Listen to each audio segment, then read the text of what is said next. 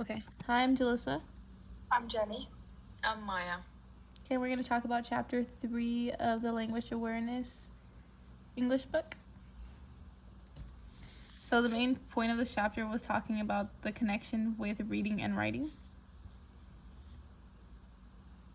In the chapter, it also talks about how writing is really important because when you're reading, you're also, for example, like when you're reading articles, you're writing little prompts or short responses that sometimes it's asking.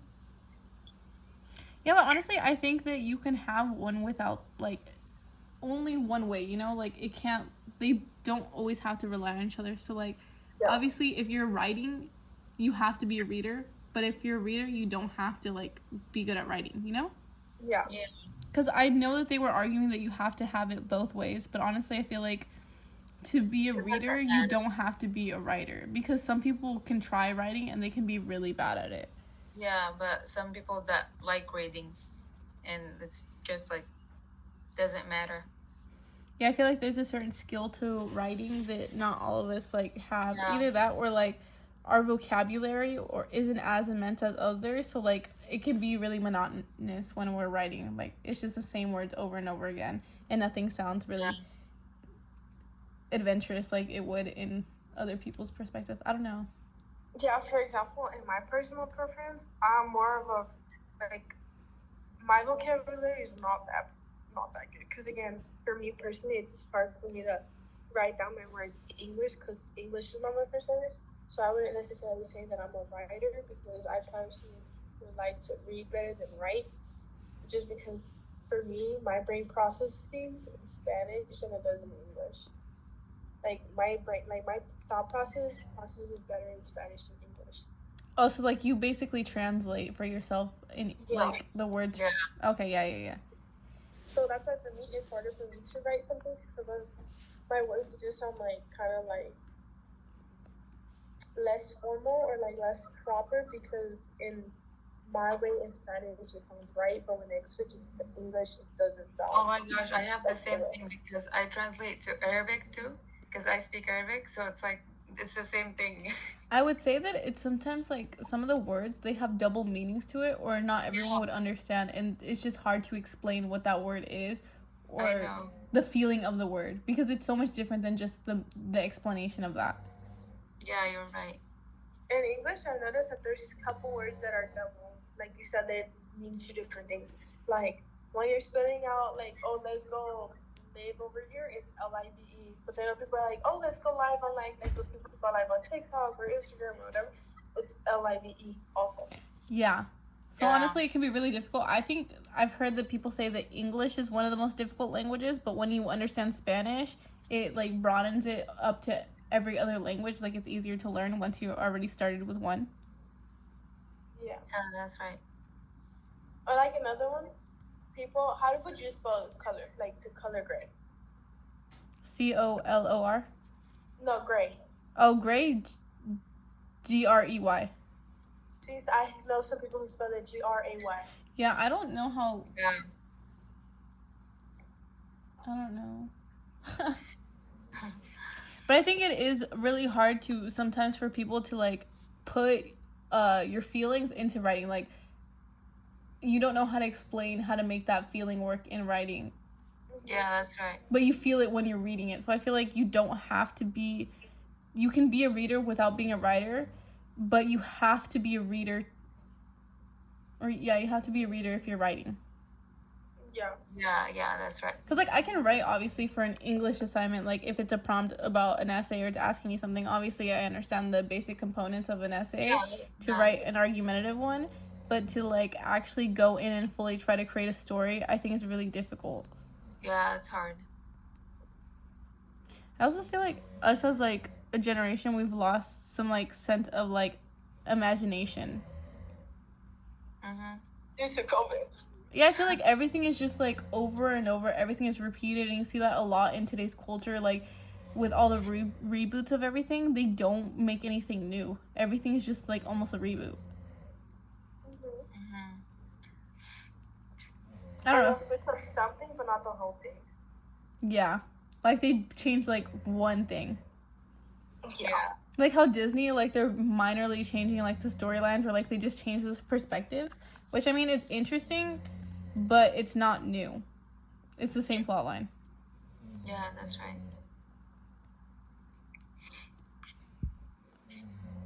I don't know why, but I noticed that this chapter has a lot of examples. Yeah. I think It is, it's good that it's showing examples, and it's not just like people that we wouldn't know. Like the last chapter, it was the people that it was like, or it was the first chapter that it was quoting like passages from them. But this time it actually showed you like people that you would know in pop culture and stuff like that. Like Stephen King, obviously that's someone that you would know, that you would have read, or like even if you didn't, you would know who that is.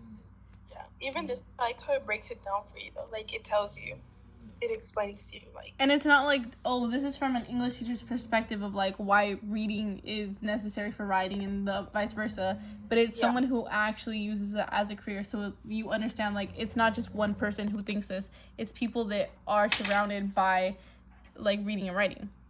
Yeah. Yeah.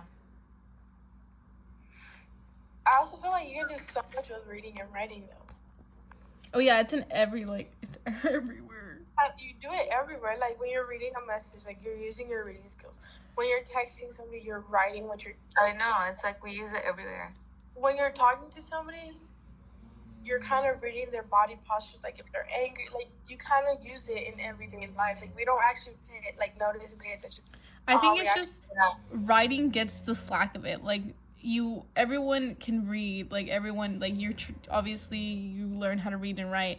But no one like continues to like stay like, oh, I'm gonna keep writing throughout my life. Yeah. People just look at it as like, oh, I'm just gonna use it for high school. Oh, I'm gonna just use it for right now to write. Yeah, you just use it for like everyday life. Obviously, like you do it for like work or school or whatever, but you don't actually use it for like enjoyment. Mhm. Yeah. Which is really weird to see like people to make careers out of writing. Yeah, like those like people who write books. People who are journalists, like, they're using their writing skill to make their career out of it. Yeah. When others just take it as a joke. Well, not a joke, but they're like, oh, like they just, I don't care. Like, yeah. But I think the important part is, like, it's talking about comprehension. So, like, you have to be a critical reader to know how to write. Yeah. That's also right, yeah. Like, you have to be able to, like, disassemble everything and understand, like, how all these things intertwine and make a really good story to actually be a writer. And how to make it flow instead of putting random words into it and just make happy. Like, you actually really need to understand it and know fully how to take something and break it apart down piece by piece to really analyze it and see what the message is trying to be thrown across. Yeah, I feel like it all starts and stems from analysis and comprehension. Mm-hmm. Yeah. But I do think writing is like a really hard career. Like I don't. It is like if you don't feel like writing, like you just don't know what to do. Like you just stop or like I don't know what I'm doing right now. Yeah, you're really blocked with like where else can I make this go? And like we read so many stuff in high school, and I just like I'm amazed by how these authors are able to make you feel and show different perspectives and like make something actually feel suspenseful. And then I'm like, if I try to write that, I don't think I could. Yeah, I know. Not even just that, like I don't know how readers or writers really know, or writers, how they really know where to put like the commas, the periods. Like, oh yeah. The basic breakdown of understanding grammar is, I think, honestly difficult for a lot of kids now. Yeah. And I'm one of those kids. Yeah. You fell through the cracks. No shame in my game. No, yeah, I think I got really scared when I entered college because I was like, oh my god, I'm gonna have to like buy Grammarly or something like premium because I honestly don't know, and I don't think I was ever like taught correctly. Me too.